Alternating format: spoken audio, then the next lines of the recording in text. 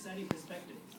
In this film, he doesn't disappoint us, as he effectively mixes editing styles and shot types to add tempo and tension to the storyline.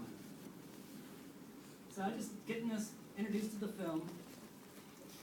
Now we got a little plot synopsis. The story follows a dramatic protagonist named Wilson, Terrence Stamp, a British ex-con who was on the journey to Los Angeles in search for the truth about his daughter's death. Jenny's body was found burnt in a car at the bottom of a canyon.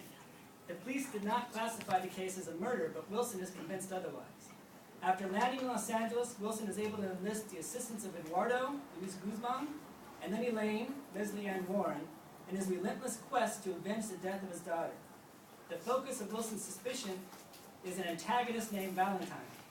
Valentine, Peter Fonda, is a music mogul, and at the time of her death, Jenny's lover. So there's pretty much the synopsis of the film. And now she's going to go back into some analysis. Interestingly, the casting of the film invites movie buffs to reflect on two earlier films. By casting two known star personas, Soderbergh adds dimension to the film.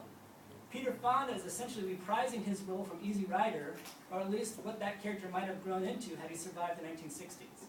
Likewise, Terrence Stamp's character Wilson is meant to echo an earlier role in a film titled Poor Cow, in which he played a young thief with a wife and daughter. In fact, Soderbergh uses black and white stock clips from Poor Cow as flashbacks to Wilson's past, further inviting the audience to blend the themes of the earlier films to enrich the context of the line.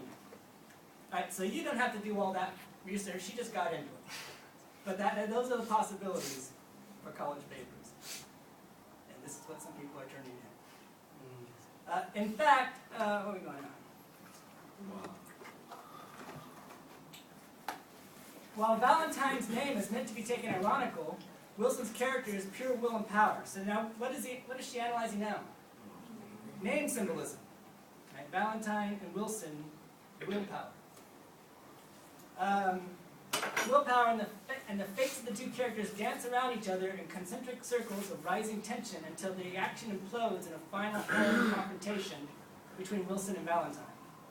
And here's what she thinks her thesis is. The thematic revelation of the film turns out to be, for Wilson, a recognition of how neglecting the responsibility that comes with love will inevitably lead to pain and guilt. But as a revenge plot, the film reveals the slippery relationship between fantasy and reality, as the concepts of revenge and guilt, even with the best of intentions, can be unconsciously reversed by the worst elements of our nature. We'd have to sit there and ponder that for 5 minutes. It's a heavy statement. We don't have time.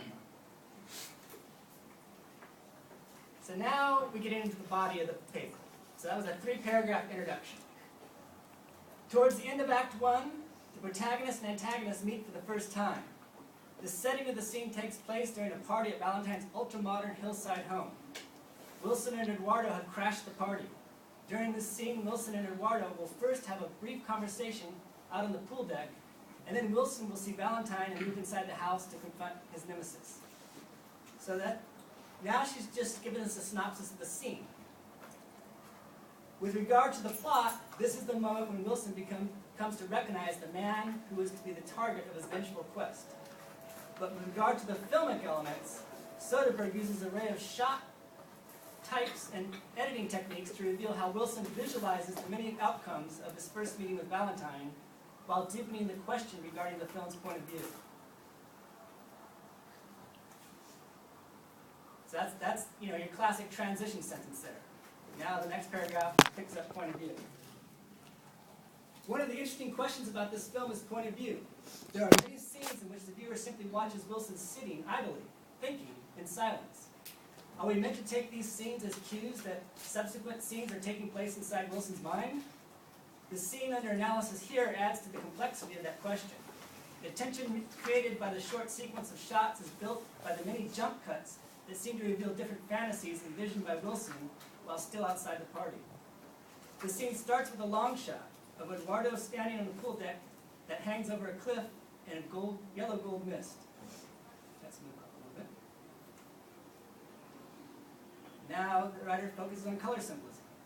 The color symbolism here is gold that represents historical riches that California offers. Miners and Hollywood dream. but perhaps also the fool's gold that tricks so many who come in search of instant riches. The edges of the surrounding hills are to the left of the frame, but all the details are washed out in the glow of a